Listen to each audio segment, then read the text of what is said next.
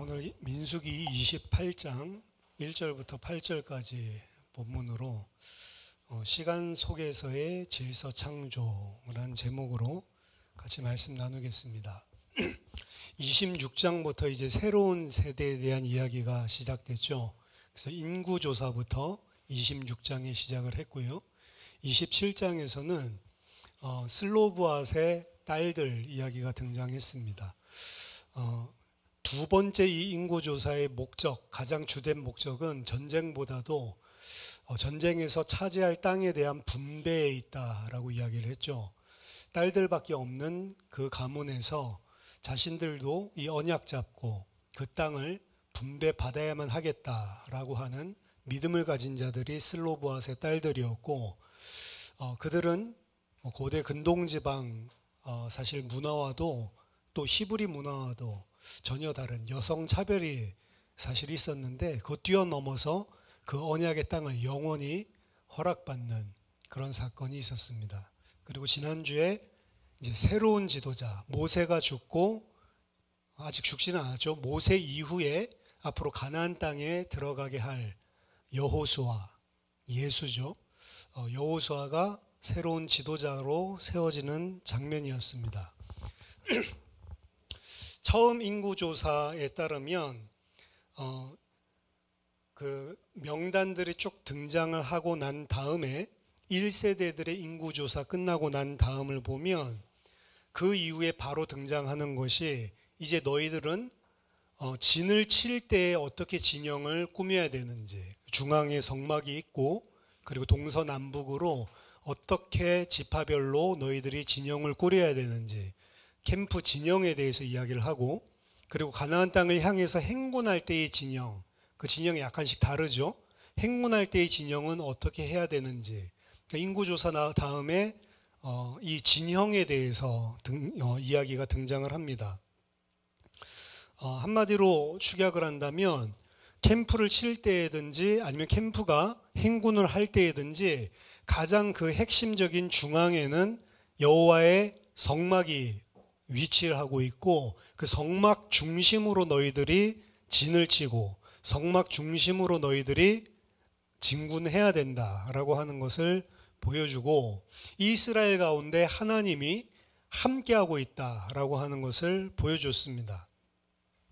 민수기 1세대에게 주신 이 말씀은 하나님이 하나님의 백성들의 공간 속에서 어떤 위치를 차지하고 있는지, 장소 속에서 하나님께서 어떤 위치를 차지하고 있고 너희들은 어떤 질서 속에서 살아야 하는지를 보여준다라고 할 수 있습니다. 오늘 본문 28장 1절부터 29장 40절까지 두 장에 걸쳐서는 새로운 인구조사 이후에 새로운 세대에게 강조하고 있는 내용이 나오는데요. 그건 장소 속에서의 하나님 백성의 질서가 아니고 시간 속에서의 하나님 백성의 질서에 대해서 이야기하고 있는 겁니다. 그러니까 이전에는 장소 중심, 그래서 여호와를 가장 중앙에, 여호와를 가장 핵심적인 부분에 너희들이 항상 위치하고 머무를 때에도 진행할 때에도 여호와 중심으로 움직여야 된다. 장소, 공간적인 중심을 이야기했고요. 오늘 본문에서는 행군 이야기는 이제 나오지 않습니다. 행군과 진영, 캠프는 전쟁에 관한 것이고, 두 번째 인구조사는 전쟁에 관한 것이 아니고 주 목적이 그 땅에 들어가서 그 기업을 차지하고 어떻게 분배받는지, 유업에 관한 것이었죠. 그래서 여기에서도 전쟁 중심의 행군, 캠프 진영 이 이야기를 하는 것이 아니고 시간 속에서 너희들이 어떠한 질서를 가지고 살아야 하는지, 그래서 오늘 읽은 게 매일마다 너희들이 어떻게 해야 되는지, 그 다음 주는 안식일에, 그러니까 주간이죠. 주간마다 너희가 어떻게 해야 되는지, 그 다음 월상마다 너희가 어떻게 해야 되는지, 그리고 1년마다, 연간마다 너희가 어떻게 해야 되는지. 그래서 날과 주와 달과 연으로 나눠서 여호와 앞에 드려야 될 제사와 절기에 대한 설명들을 해줍니다. 이것은 시간 속에서 너희들이 어떻게 살아야 되는지, 무엇을 중심으로 살아야 되는지를 이야기하고 있는 겁니다. 시간과 공간 속에 사실은 하나님께서 어떻게 살아야 되는지를 쭉 설명하고 있는 거죠. 오늘 본문부터 시작해서 29장 마지막까지 등장하는 이 매일 그리고 주간, 월간, 연간 이 제사와 절기들은요, 구약 성경에서 유일하게 모든 것들을 다 함께 열거하고 있는 것입니다. 다른 곳에는 레위기만 하더라도 부분적으로만 이야기하고 또 부분적으로 이야기하고 이렇게 등장을 하거든요. 근데 오늘 본문만 유일하게 매일 드려야 될 것부터 연간까지 모든 절기들을 다 이야기하고 있는 것이다. 이것이 새로운 백성들이 가나안 땅에서 어떻게 살아야 하는지, 어떻게 시간을 보내야 하는지 성경에서 강조해서 이야기하고 있는 것이죠. 그래서 오늘 1절, 2절은요, 28장부터 29장까지 전체 내용을 소개하는 표제어입니다. 여호와께서 모세에게 말씀하여 이르시되 이스라엘 자손에게 명령하여 그들에게 이르라. 내 헌물, 내 음식인 화제물, 내 향기로운 것은 너희가 그 정한 시기에 삼가 내게 바칠지니라. 여기에서 이스라엘 백성들에게 명령하는데 표현 자체가 특징이 내 헌물, 그렇죠? 내 음식, 내 향기로운 것. 내 향기로운 것, 이거는 고르반이라는 단어를 썼습니다. 내 향기로운 것, 나에게 드릴 오퍼링 이야기하는 거죠. 너희가 그 정한 시간이 나오죠. 매일 드려야 될 것, 주간에 드려야 될 것, 그리고 월간에 드려야 될 것, 1년 연중 절기마다 드려야 할 것, 너희들이 내게 바쳐야 한다. 이 백성들이 드리는 제물을 하나님께서는 너희 것 중에 일부를 내게 드려라 라고 표현하지 않고 내 제물이라고 이야기를 하고 있는 것입니다. 그래서 이스라엘 백성들이 와 정말로 많이 바쳤구나 라고 생각을 하지만 이스라엘 백성들이 자기 것으로 바친다는 개념이 아니에요. 여호와의 것을 여호와께 돌려드린다 라고 하는 개념이 사실은 이 제물입니다. 오늘 28장부터 이야기하고 있는 이 제사는요, 개인이 드리는 제사는 하나도 안 나왔습니다. 개인이 드려야 되는 속건제, 속죄제, 화목제 이런 것들 안 나오고요. 화목제물 같은 경우는 하나님께도 드리고 또 일부를 돌려받아서 같이 나누어서 먹죠. 그런 것들 안 나오고요. 전체 다 하나님께 드리는 제사들만 열거되어 있는 거예요. 그래서 모든 것들이 다 하나님 겁니다. 번제로 전체 다 하나님 앞에 드리는 제물들, 그것으로 구성되어 있는 예물들만 이야기를 하고 있습니다.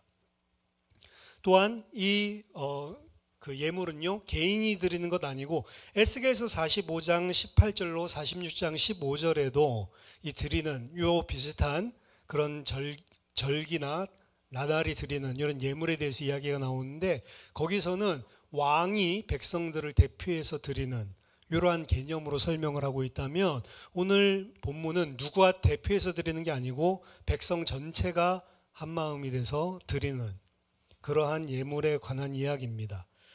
군주가 백성들을 대신해서 대표드리는 그런 제물이 아니고 모든 백성들이 함께 연합해서 공중으로 하나님 앞에 드리는 제물에 대한 이야기죠.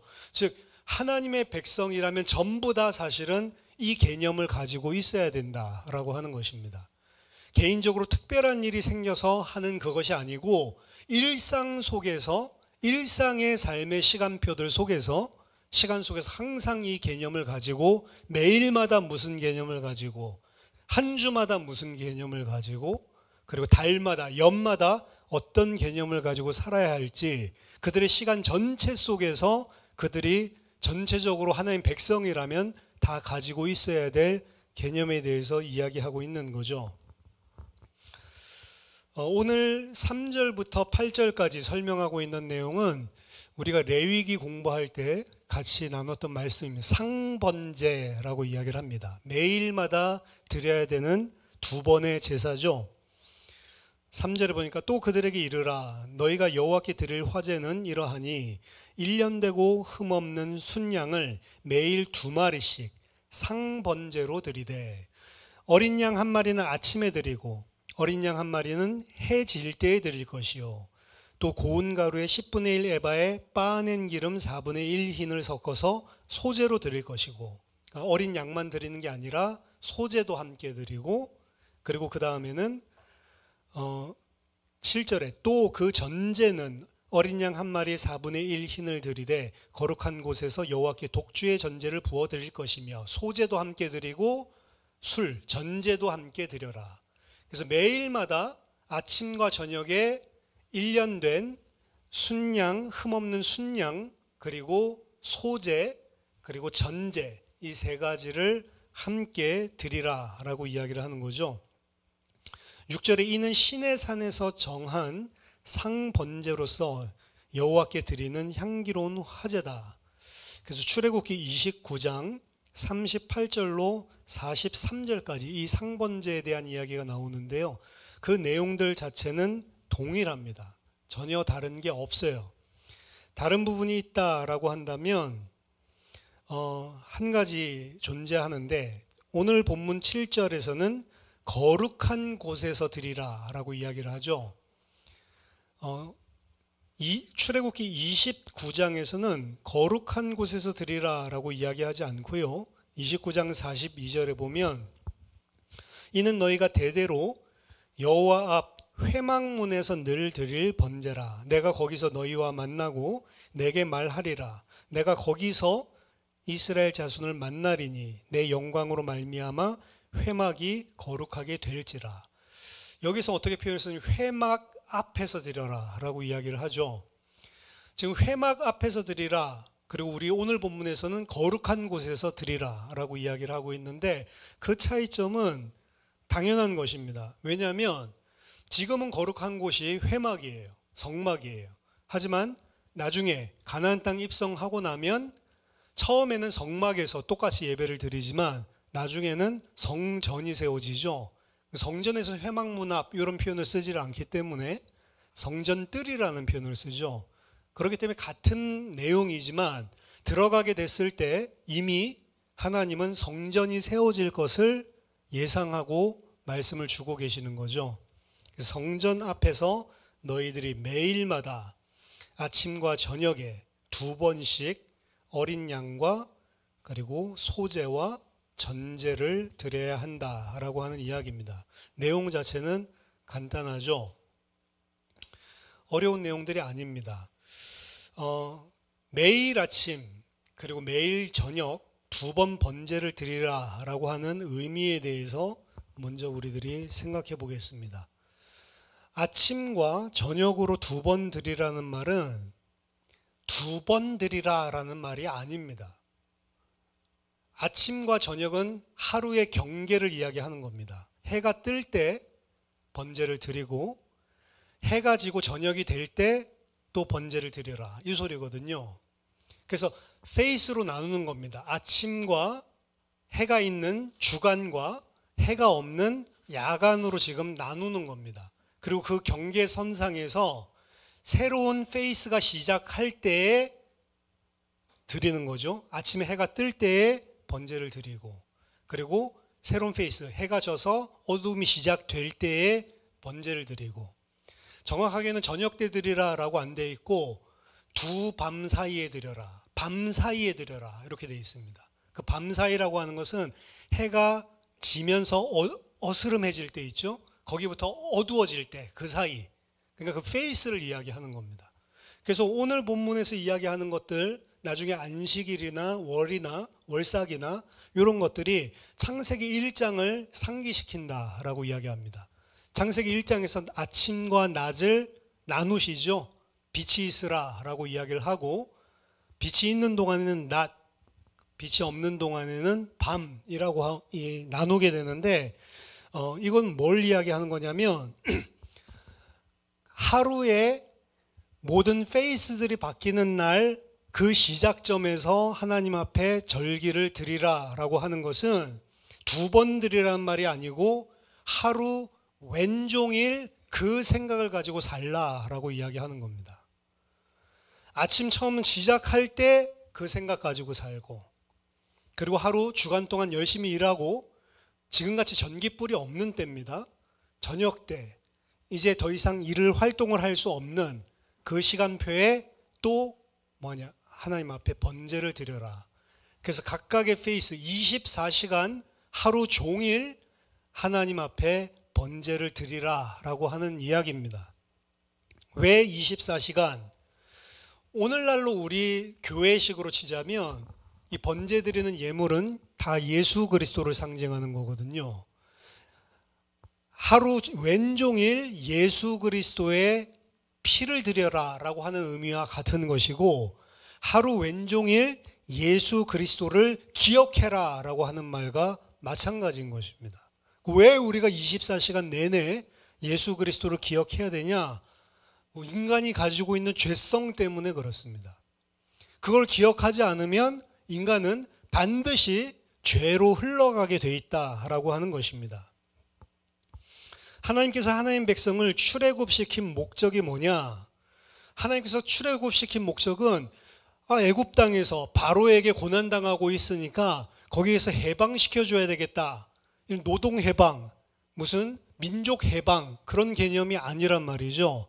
하나님이 아브라함에게 줬었던 언약을 기억하고 그 언약을 성취하기 위해서 그렇게 하셨다라고 출애굽기에서 이야기하고 있습니다. 출애굽기 2장 24절, 2장 25절 보면 하나님이 그들의 고통 소리를 들으시고 하나님이 아브라함과 이삭과 야곱에게 세운 그의 언약을 기억하사 하나님이 이스라엘 자손을 돌보셨고 하나님이 그들을 기억하셨더라. 즉 하나님이 그들을 출애굽시킨 목적은 하나님의 언약을 이루기 위해서 그렇게 하신 것이다 라고 이야기를 하죠. 이스라엘 백성은 그 출애굽을 잘못 이해한 겁니다. 하나님의 언약을 이루기 위해서 이렇게 한다라는 개념은 싹 사라지고 우리가 고통당하고 있는데 불쌍히 여겨서 우리를 노예 생활에서 해방시켜줬구나 이런 식으로 생각을 했던 겁니다. 그래서 그들이 생각하기를 이제는 노예에서 해방됐으니까 심한 노동에서 노역에서 해방됐으니까 불행 끝 행복 시작 이런 개념으로 출애굽을 받아들인 거죠. 그래서 만약에 이스라엘 백성은 요셉을 알지 못하는 바로가 일어나서 그들을 심한 중노동으로 고생시키지 않았다면 굳이 애굽에서 안 나왔을 것입니다.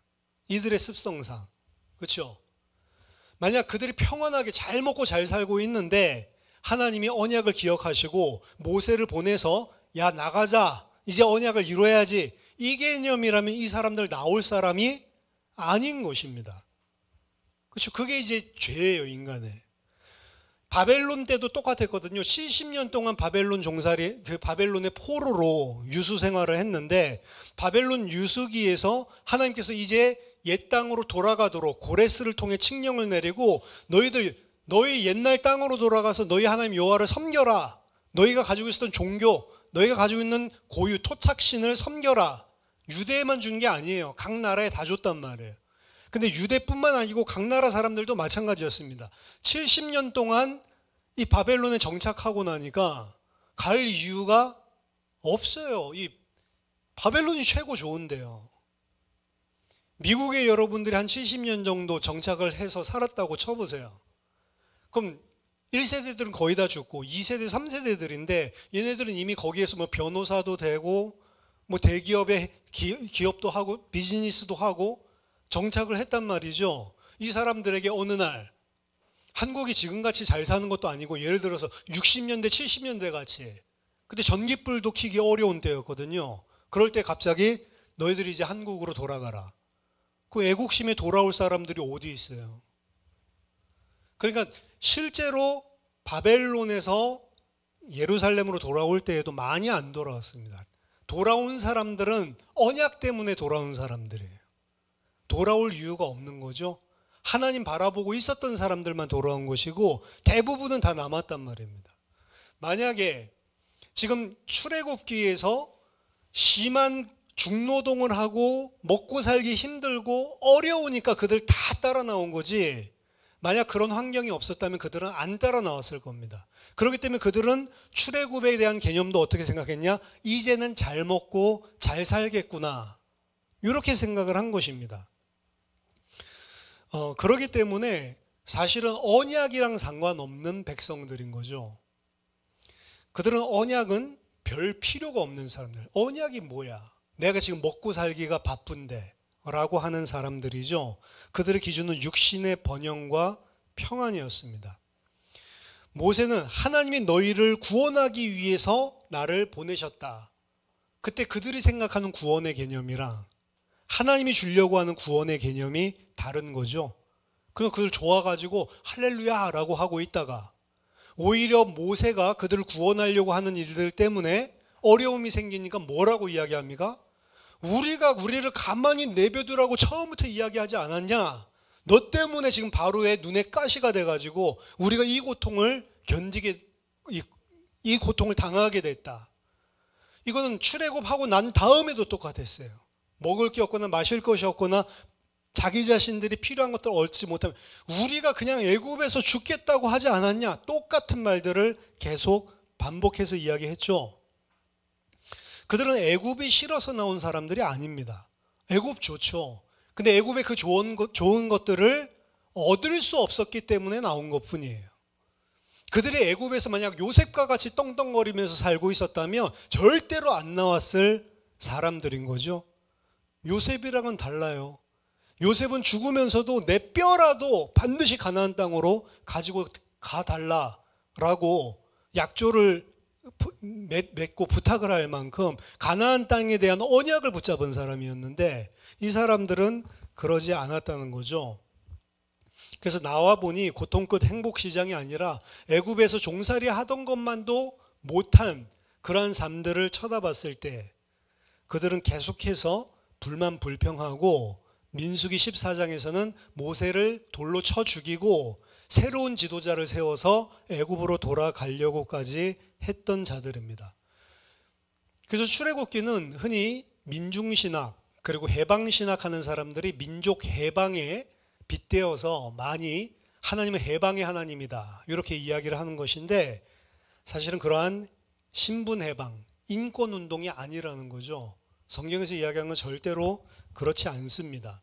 성경에서 이야기하는 구원은 그런 구원이 아니란 말이에요. 내가 암 걸렸는데 암에서 낫는 거, 내 가정 문제 있으면 내 가정 문제에서 해방돼서 가정이 행복하게 되는 거, 경제 문제에 시달렸는데 요 이야기가 아니라는 겁니다. 출애굽은 하나님의 백성들을 하나님과의 언약적인 관계 속으로 끌고 들어가는 것입니다. 장소적으로 본다면 하나님이 그들의 삶의 장소의 중심에 항상 위치해 있는 것이고 시간적으로 본다면 그들의 시간 전체가 하나님의 언약과 상관이 있어야 된다라고 하는 거예요. 그래서 오늘 이야기는 시간 속에서 언약적인 관계 속으로 들어가야 된다라는 것을 이야기하는 거죠. 아브라함도 똑같았어요. 처음에 아들 준다고 그러고 이러니까 나갔죠. 근데 아들 안 주니까 계속 불만하는 거죠. 육신적으로 내가 필요한 걸 채워주는 것을 사실은 하나님과의 구원, 하나님 구원받은 사람의 복 이렇게 생각을 하는 거예요. 그건 우상입니다. 하나님이 아닌 것이죠. 진짜 하나님이 아브라함에게 주려고 했었던 복은 하나님과 하나님의 백성의 언약적인 관계를 맺는 거예요. 그리고 그 언약적인 관계는 그 하나님은 그 언약 백성을 위해 모든 것을 다 주시고 그 언약 백성은 그 하나님께 자기의 목숨까지도 다 바칠 정도로 신뢰하고 순종하는 것입니다. 그 관계가 사실은 창세기 22장이에요. 출애굽기 29장 45절 46절에 상번제 설명하고 나서 이 언약을 다시 상기시킵니다. 내가 이스라엘 자손 중에 거하여 그들의 하나님이 되리니 그들은 내가 그들의 하나님 여호와로서 그들 중에 거하려고 그들을 애굽 땅에서 인도하여 낸 줄을 알리라. 나는 그들의 하나님 여호와니라. 하나님은 우리의 하나님 되기를 원하시는 겁니다. 나는 그들을 내 백성 삼기를 원하고 나는 그들의 하나님이 되기를 원한다. 나는 그들 가운데에 거하려고 그들을 애굽에서 인도하여 낸 하나님이다 근데 그들 가운데 거한다는 것은 장소적인 개념도 있지만 오늘 이야기하는 것은 시간적인 개념도 있단 말이에요. 모든 너희들의 시간들 속에 이 언약의 관계 속에 있기를 원하는 거죠. 내가 너희의 아버지 하나님이고 너희는 내 아들 내 백성이고, 이거를 24시간 내내 상기시켜 주는 것. 그게 사실은 이 상번제를 아침 저녁으로 드리라는 의미입니다. 그러니까 우리들은 지금 상번제 안 드리잖아요. 상번제 안 드리더라도 이 개념은 똑같은 것입니다. 하나님은 하루 24시간 내내 우리가 뭘 계속 기억하고 있기를 원하냐면 하나님이 나의 아버지 하나님 되시고 나는 그분의 아들, 그의 백성이다 라고 하는 것을 24시간 내내 상기하기를 원하고 계시는 겁니다. 그 정신은 없어지지 않는 거죠. 두 번째, 그래서 오늘 제목에서 이야기하듯이 시간 속에서의 질서 창조라는 제목을 삼은 겁니다. 공간에서 하나님 중심적, 이게 1차 인구조사하고 난 다음에 하나님께 주신 명령 속에 나타나 있다고 했죠. 2차는 시간 속에서 하나님 중심적, 나 중심적이나 세상 중심적이 아니라는 거죠. 시간 속에서 하나님 중심적. 그럼 아까 기도하던 내용에서도 나오지만 우리가 너무 많은 일들이 복잡하고 바쁘고 번잡하기 때문에 하나님을 잊어버리고 사는 때가 많다라고 이야기를 하는데, 사실은 바쁘기 때문에 신앙생활을 못하면 안 되는 거예요. 왜? 그 시간의 주관자는 하나님이고 하나님은 그 모든 너의 24시간 시간 속에 너희 하나님 되고 너희 아버지 되기를 원하시기 때문에 우리를 구원하셨기 때문에 그렇습니다. 어떤 사람들은 내가 너무 바쁘기 때문에 교회에 못 갔어요. 이런 사람도 많이 있어요. 너무 바빠서 오늘 예배 못 드리겠어요. 거꾸로 된 것입니다. 그렇죠? 그 사람의 사고 개념 자체는 불신자적인 개념이에요. 어떤 개념이냐면 시간이 내 거라고 생각을 하는 거예요. 내 시간 중에 일부를 드린다라고 착각하고 있는 것입니다. 근데 오늘 이야기를 하지만 하나님 것을 가지고 하나님께 돌려드리는 거예요, 사실은. 나의 이 땅에서 생명 호흡 주관하시는 분이 하나님인 사실을 여러분들 기억하셔야 됩니다. 우리가 천년만년 사는 게 아니고요. 지금 당장이라도 하나님이 부르시면 가야 되는 게 우리의 신분이에요. 내가 내일을 계획하고 내일 생각하고 있지만 오늘 밤에 하나님께 불러가시면 우리는 갈 수밖에 없는 존재입니다. 시간은 누구 손에 있냐? 내 손에 있는 게 아니에요. 인간이 가지고 있는 건 시계입니다. 시계. 하나님이 가지고 있는 거예요, 시간은. 근데 어떻게 바쁘다라는 개념이 나와요? 그건 뭘 착각하고 있냐면 내가 시간의 주인이라고 착각을 하고 있는 것입니다.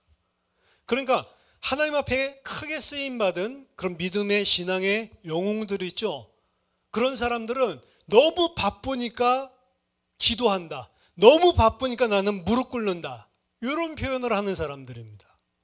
왜? 자신이 시간의 주관자가 아닌 것을 아는 거예요.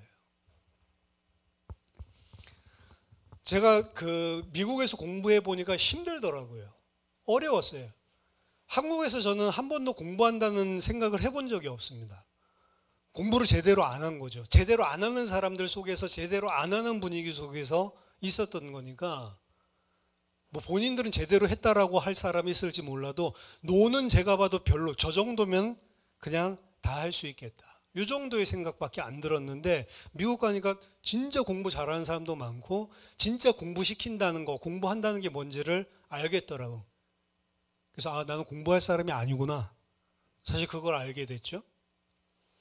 공부할 사람이 아니구나.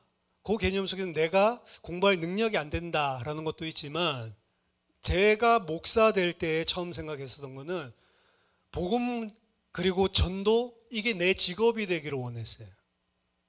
다른 사람들은 다른 전문 기능을 가지고 복음과 전도를 위해서 살지만 목사는 목적도 복음과 전도고 그리고 내 전문도 복음과 전도고, 그게 얼마나 좋아요.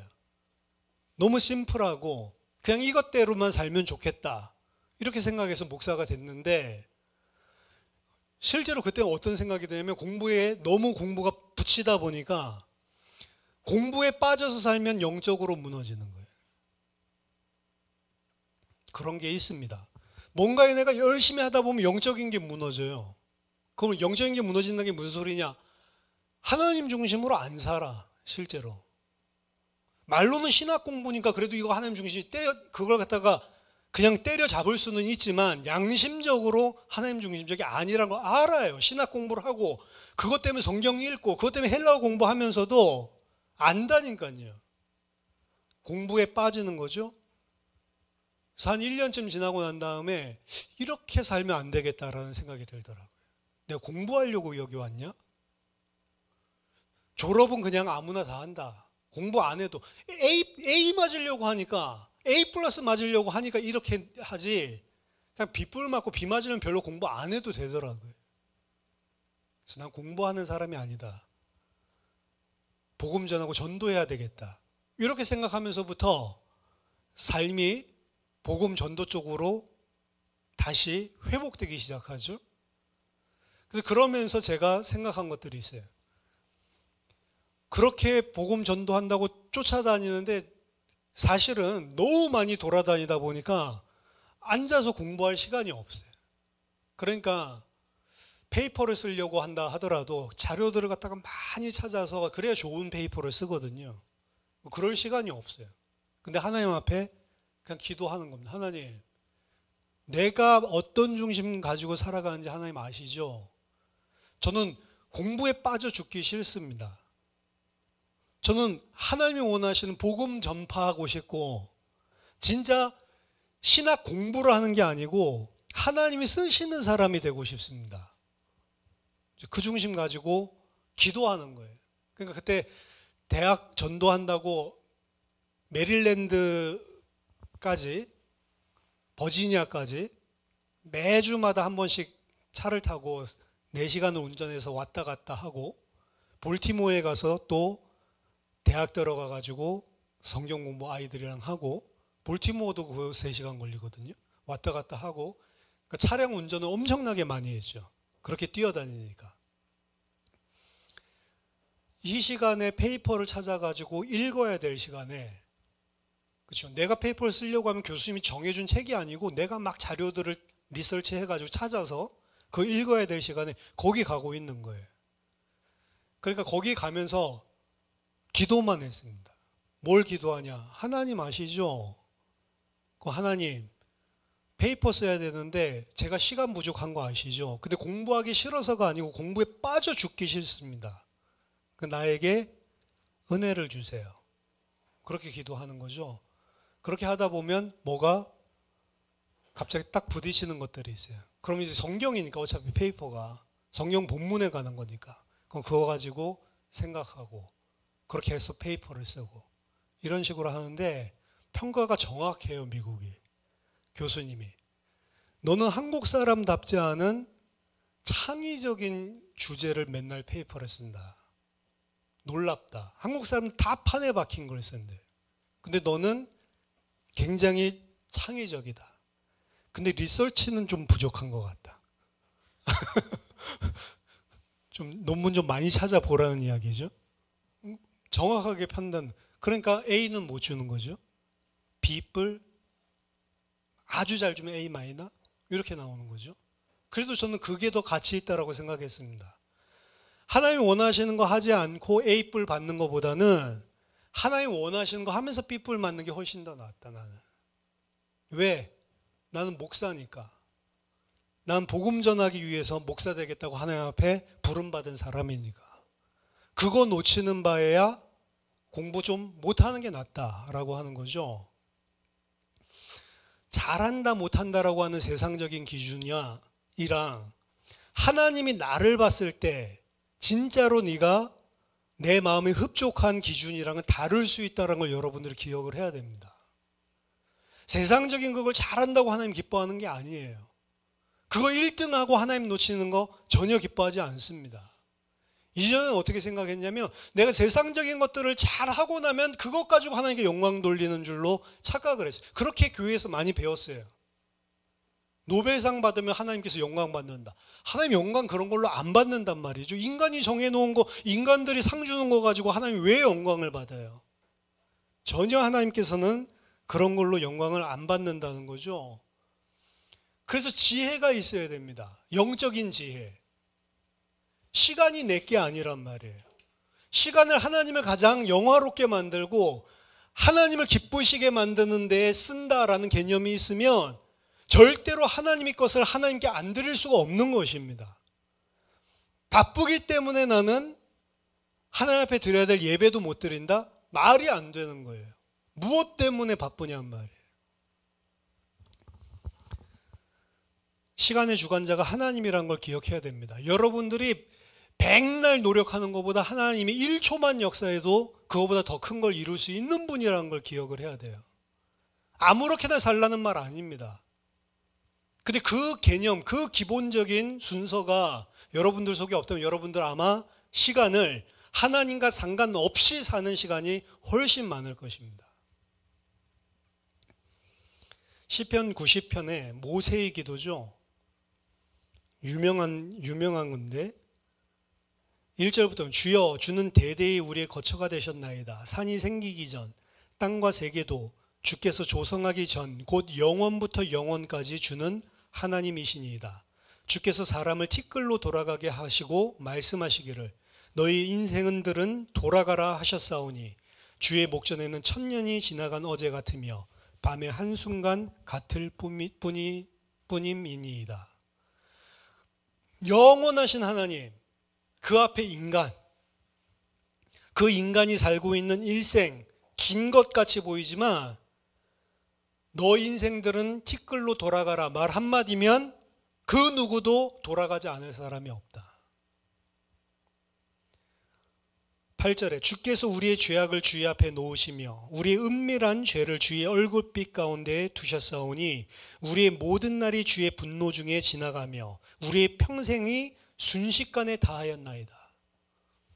이 모세는 120년 살았던 사람이잖아요. 자기 일생이 순식간에 다 끝났다. 이런 표현을 써요. 얼마나 정확한 지혜의 표현입니까? 우리의 연수가 70이요 강건하면 80이라도 그 연수의 자랑은 수고와 슬픔뿐이요 신속히 가니 우리가 날아가니이다. 완전 시를 너무 잘 쓰죠. 우리에게 우리 날 계수함을 가르치사 지혜로운 마음을 얻게 하소서. 우리의 생이 짧지 않다는 거, 하나님께서 부르시면 언제든지 그분께 돌아갈 수밖에 없다라는 것을 인식하고 살아가는 게 지혜입니다.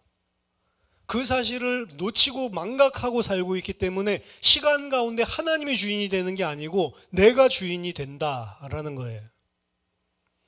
남은 날을 계수할 수 있는 지혜가 여러분에게 있길 바랍니다. 우리 교회는 저보다 나이 많으신 분들이 더 많잖아요. 저도 나이 많은데 저보다 많으신 분들이 더 많잖아요. 얼마나 우리가 더 살 수 있겠냐 말이에요. 그렇죠?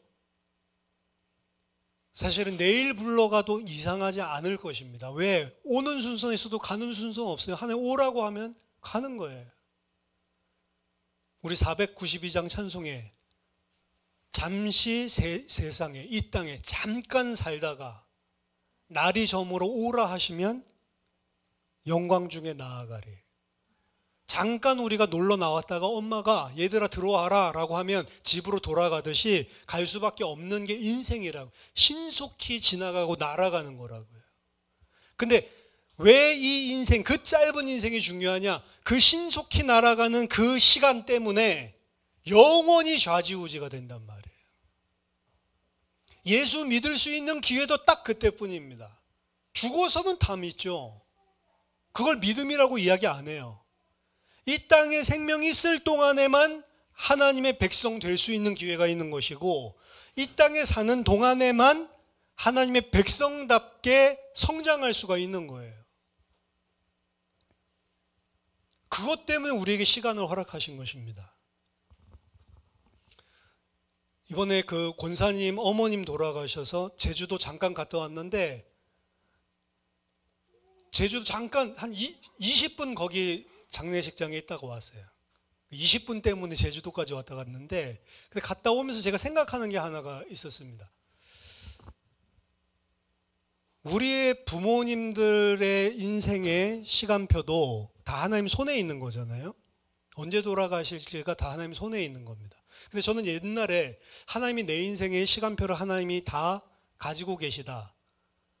그래서 내가 내 믿음이 완성되면 하나님께서 세우신 분량 채우면 하나님 불러가신다. 그 관점에서만 생각을 했거든요.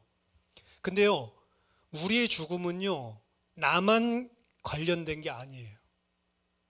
하나님이 기가 막히게 다 역사해가지고 내 죽음과 내 삶이 다른 사람에게 끼칠 영향들까지도 다 들어가 있는 겁니다. 그러니까 내 부모님이, 저 어머니가 일찍 돌아가셨잖아요. 어머니가 돌아가시는 것, 큰형님은 더 일찍 돌아가셨죠. 26살에. 큰형님 돌아가시는 것, 그럼 큰형님에 대한 계획들 때문에만 그 죽음이 일어나는 게 아니고, 그것 때문에 저한테 파생되고 가르쳐 주는 게 동시에 있더라고요. 어머니 왜 살아계시냐? 나에게 가르칠 게 있구나. 어머니에 대한 계획만 있는 게 아니에요. 나에게 하나님께서 지금 주시는 메시지가 있는 것이고. 우리 이영숙 권사님 어머님 같이 예배드리고 왔는데, 어머님에 대한 계획 다 하나님이 이루시면서도 그것 통해서 그 딸인 권사님에게 또 이루실 계획이 있는 겁니다. 그래서 삶이란 게 단순한 게 아니구나. 하나님 보시는 관점으로 생각해 보면 전부 다 나의 신앙과, 그리고 심지어 내 삶도, 내 삶이 나를 위한 게 아니고 내 삶이 또 나의 자녀들과 가족들과 나와 관리된 모든 성도들과 공동체 다 연결되는구나. 제가 간에 결절이 생겼다고 해가지고, 이게 암인지 뭔지 너무 중앙에 있어가지고 CT로도 안 되고 MRI를 찍어야 된다라고 이야기를 하고, 문제가 될 수 있으니까 원래는 4월 넘어가서 검사를 받는 건데 빨리 땡겨가지고 2월 달에 하더라고요. 빨리 봐야 된다고. 근데 저는 아무런 생각이 안 들더라고요. 제가 2월 달에 검사 받으러 갔더니 그 피 뽑아주는 간호사가 어이구 많이 걱정하셨죠. 얼마나 염려되세요. 괜찮아요. 피 잘 뽑아드릴게요. 이러길래 네? 괜찮은데요? 그러니까 그거 검사 받으러 오면 사람들이 다 사색이 된대. 너무 불안해한대. 그래서 저는 불안한 게 하나도 없었거든요. 그리고 또 무슨 생각을 했냐면, 암에 걸리면 굳이 암 수술을 해야 되나? 이런 생각을 했어요. 그냥 불러가시면 가면 되는 거지. 근데 가족보다도 더 먼저 생각나는 게, 근데 그렇게 가면 우리 교회 어떻게 될까? 나 없는데 모일까? 다른 목사 초빙해가지고 이 교회를 계속 할까? 이 사람들이? 아니면 목사도 없는데 그냥 다 뿔뿔이 그냥 흩어질까? 후자 같은 느낌이 왔어요. 솔직하게. 그러니까 무슨 생각이 처음 들었냐면, 이거 죽으면 보통 일이 아니구나 라는 생각이 들더라고요. 나 혼자만 죽는 게 아니고 다 연결되어 있더라고요. 우리 인생들 자체를 하나님께서 절묘하게 모든 것들을 다 들어맞게 컨트롤하고 계신다고, 시간을. 근데 우리는 항상 하나님이 그런 절대 주권을 가지고 절묘하게 다 움직이고 계신 건 전혀 생각을 못해. 그냥 뭐만 생각하죠? 나 자신에게 닥친 문제들 요것들에 급급급급 해가지고 사는 거예요. 근데 상번제를 드리고 시간의 질서 속에서 살라고 하는 거는 그 하나님이 이 시간을 어떻게 움직이고 있는지를 개념을 가지고 살라고 하는 겁니다. 우리들 시간이 아니에요. 그래서 오늘 번제물도 하나님의 것, 나의 것을 드리는 거다라고 이야기하듯이 우리에게 주어진 시간은 우리 게 아닙니다. 하나님이 완벽하신 계획들 속에서 나에게 부여해 놓으신 시간인 거예요. 그걸 여러분들이 아셔야 됩니다. 진짜로 죽을 시간표가 다가오면 사람들이 원욕이 그치고 욕심도 사라지고 심지어는 막 미워하고 막 그 관계 회복 안 이런 것들도 다 놔놓고 용서가 되고 다 내려놓고 암 걸린 사람이 아직 안 죽을 거라는 확신이 있을 때에는 뭔가 나아보지 않을까라고 할 때에는 눈에 힘이 있어요. 근데 진짜로 안 된다라고 하는 답이 났을 때에는 힘 다 빠집니다. 그 시간표가 사실은 신앙적으로 본다면 하나님을 인정하는 시간표예요. 그 내가 살아있으면 내가 원하는 걸 얻기 위해서 하나님을 이용하는 수준밖에 될 수밖에 없어요. 내가 고집하고 내가 주장하는 게 사실은 아무런 필요가 없다는 사실까지 인정이 돼야 돼요. 왜? 하나님이 주관자니까. 그리고 내 시간은 내 게 아니니까. 그래서 가장 신앙적으로 좋은 신앙은 성경적인, 성경에 근거한 종말론적인 신앙이라고 이야기하는 겁니다. 지금 당장이라도 주님이 오실 것 같이 사는 삶. 당장 주님이 오시면 나는 그 앞에 어떻게 해야 되는가? 근데 당장 온다고 생각하지 않죠? 그래서 올인도 안 하고 시간도 다 내 건 겁니다. 근데 시한부 종말론에 빠진 사람들 있죠? 시간도 물질도 자기 인생도 다 자기 게 아니에요. 시한부 종말론 나쁜 건데 성경에서 이야기하는 거 아니에요. 근데 그게 분명한 사람은, 거기 미혹된 사람들은 시간도 물질도 자기 인생도 자기 게 아니에요. 왜? 일주일 뒤에 오는데. 그게 진짜로 믿어진 사람은 어떻게 사냐? 일주일을 일주일 내가 하고 싶은 거 다 하면서 살아야지, 이런 사람 없어요. 우리 같으면 그렇게 살 것 같죠? 사람이 안 그래요. 만약에 진짜 하나님이 모든 불신자들 앞에서도 일주일 뒤에 멸망이 오고 심판이 온다라는 걸 다 알려놓으시고 카운트다운을 한다? 그럼 내가 안 한 거 이제 다 해보고 살아야 되겠다, 이런 사람 별로 없습니다. 왜? 심판과 영원한 것에 대한 두려움이 있기 때문에. 어떻게 살아요? 그걸 가치로 다 살게 된다. 신자에겐 그걸 가치로 살게 하라고 주신 시간인데 우리는 그런 가치 다 놓쳐버리고 내 시간인 것처럼 살아간다. 그게 오늘 모세의 표현에 의하면 우매한 게 사는 거죠. 근데 진짜 지혜로운 사람은 나의 남은 날을 계수하면서 산다라고 이야기를 하는 거죠. 마지막 세 번째, 이 상번제를 오늘날 그럼 우리는 어떻게 할 수 있냐? 오늘은 뭐 번제 드릴 이유가 없죠. 예수 그리스도니까. 보통은 교회 신앙적으로, 개인 신앙적으로 적용을 할 때는 기도를 많이 이야기해요. 이 상번제는 아침에 하루를 시작할 때 시작하는 기도, 그리고 저녁 때 하루를 마무리하고 하나님께 드리는 기도. 근데 중간에 하나를 더 끼워서 정시기도 이야기를 많이 하죠. 하루에 적어도 3번, 아침과 점심과 저녁. 아침과 점심과 저녁 시간은 많이 할 필요도 없습니다. 1분씩만 해도 돼요. 1분씩만 안 하고 30초씩만, 10초씩만 해도 돼요. 아침과 점심과 저녁 시간 정해놓고. 시간 정해놓기 너무 힘든 사람은 아침 일어나자마자 잠 자기 전에, 그리고 점심 때 한번. 점심을 왜 집어넣냐? 정신 차리라고. 밖에 나가서 살 때 다 까먹으니까. 그래서 아침과 저녁만 하는 게 아니고 아침과 점심과 저녁에 1분만 아침과 점심과 저녁에. 그럼 뭘 기도하냐? 뭘 기도하는 게 아니고 지난주에도 말씀했지만 강단의 말씀을 붙잡고 기도하는 겁니다. 일주일 동안 그거를 하면 강단 말씀이 내 안에 딱 하나로 잡히게 돼 있어요.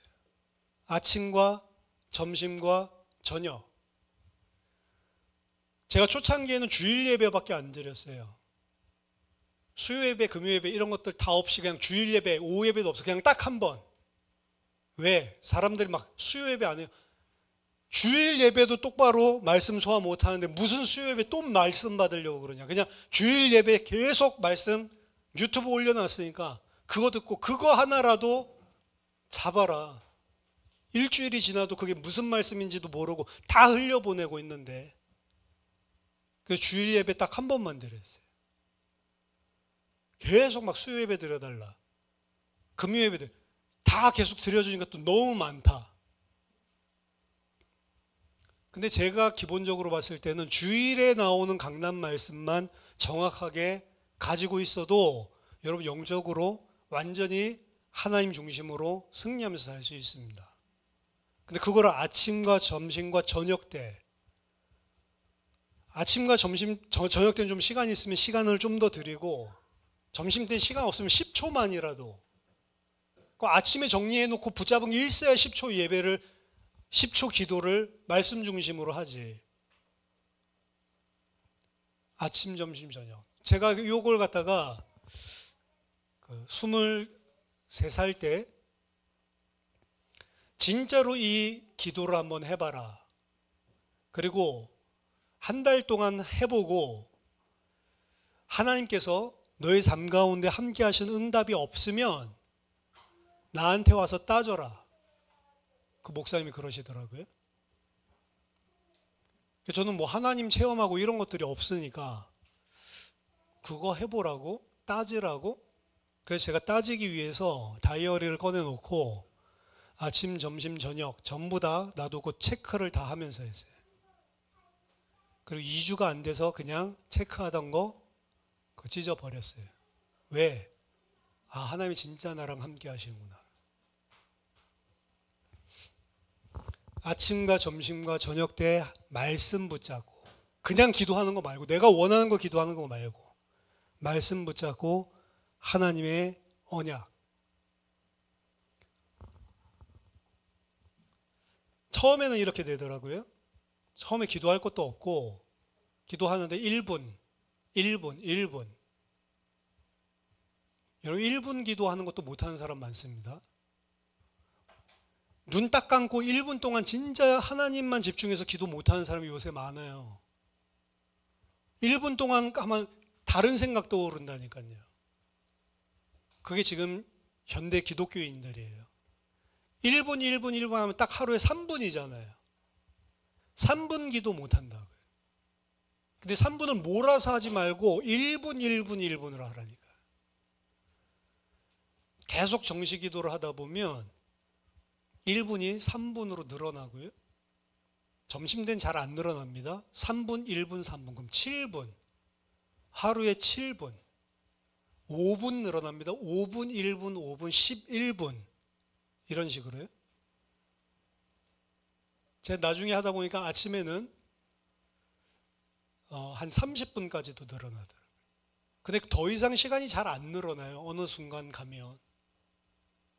근데 시간이 안 늘어나는 대신 이걸 계속 하다 보면 10분만 하더라도 10분 기도하고 난 다음에, 기도하면 그냥 다 털어버리거든요.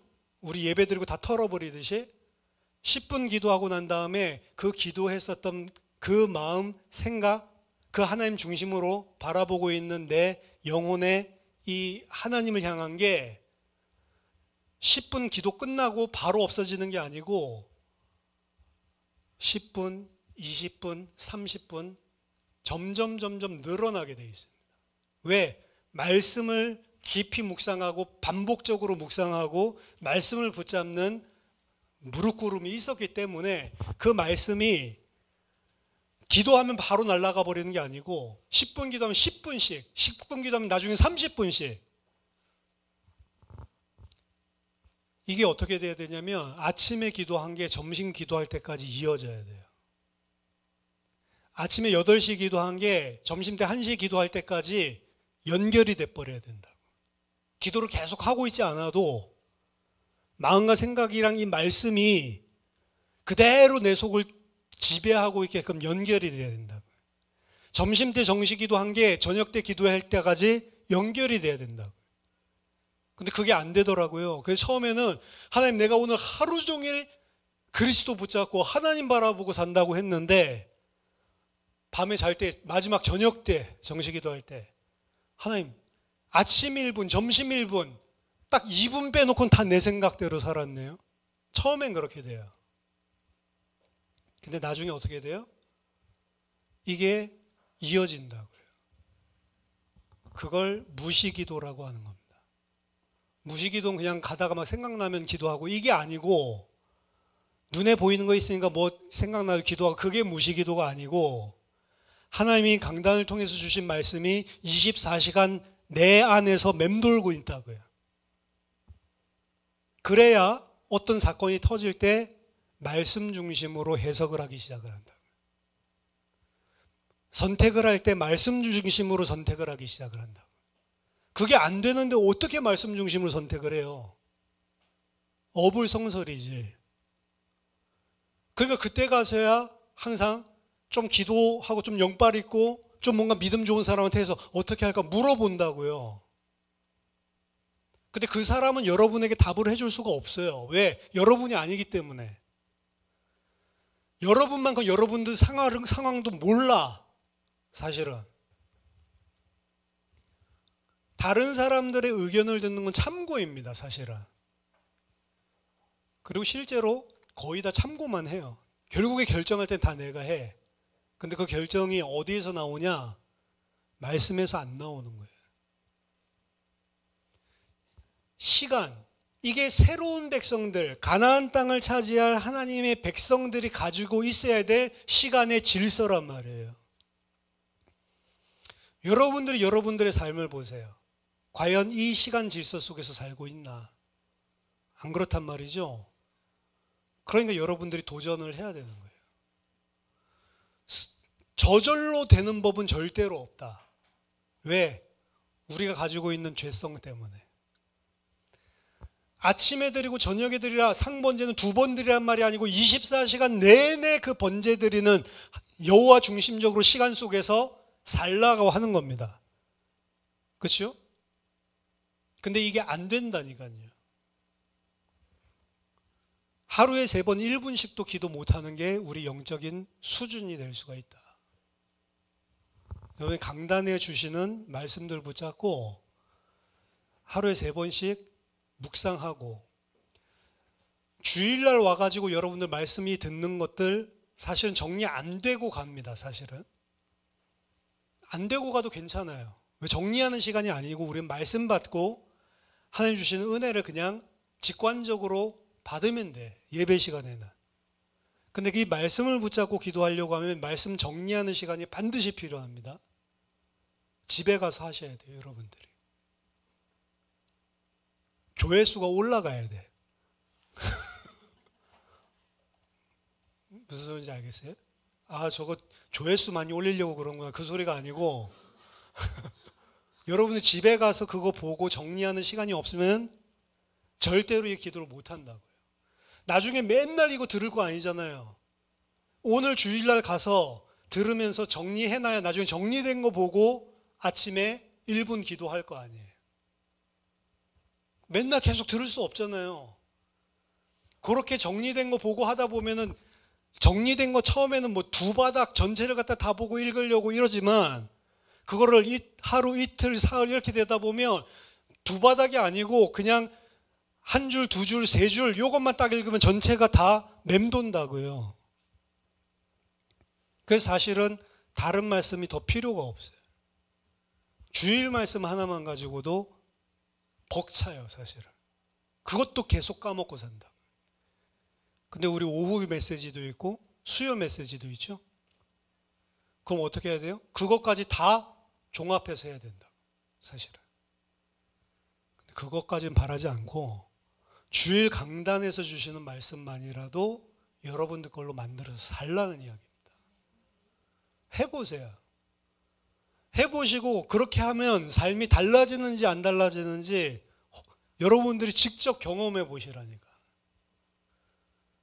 우리는 육신 체질이라서 말씀 중심으로 힘써 살지 않으면 절대로 그렇게 못 사는 게 우리 인간입니다.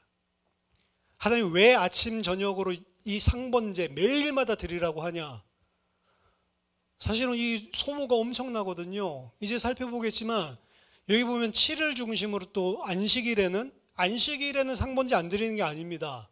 안식일에는 안식일에 드릴 제물 드리고 상번제는 계속이에요. 무조건. 상번제는 무조건 더블이에요. 무조건 절개도 상번제는 무조건 매일 드려야 되는 겁니다. 무슨 일이 있건 없건. 이건 항상 드려야 되는 거예요. 그러니까 항상 드려야 되는 것들을 기준으로 오늘 정시기도와 강단의 말씀 이야기를 한 겁니다. 나중에 보면 7일 동안 70마리나 바쳐요.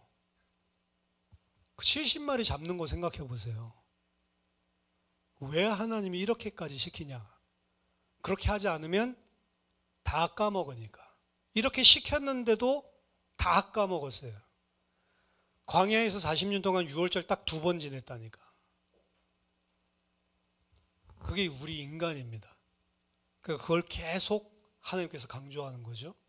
그렇게 하지 않으면 하나님의 말씀이 나를 장악할 수 없다. 그래서 여러분들이 날마다 상번제를 여러분이 들으시고 하나님의 백성으로 새로운 창조물로 하나님의 질서 가운데 시간을 보내시는 그런 지혜 있는 자 되기를 예수 그리스도 이름으로 축원합니다. 기도하겠습니다. 살아계신 하나님 아버지, 은혜를 감사드립니다. 우리에게 주어진 시간이 내 것이 아님을 기억하게 하시고 남은 날을 계수할 수 있는 지혜를 허락하여 주시옵소서. 하나님의 말씀이 하루 종일 24시간 나의 마음과 생각을 장악하고 내가 보고 듣고 생각하고 판단하고 결정하고 선택하는 모든 부분에 그 말씀 중심으로 인도받는 그런 주의 백성 되게 하여 주시옵소서. 하나님이 다스리시는 그 시간 속에 사는 새로운 창조 질서 속에 살 수 있는 믿음의 사람 되게 하여 주시옵소서. 예수 그리스도 이름으로 기도하옵나이다. 아멘.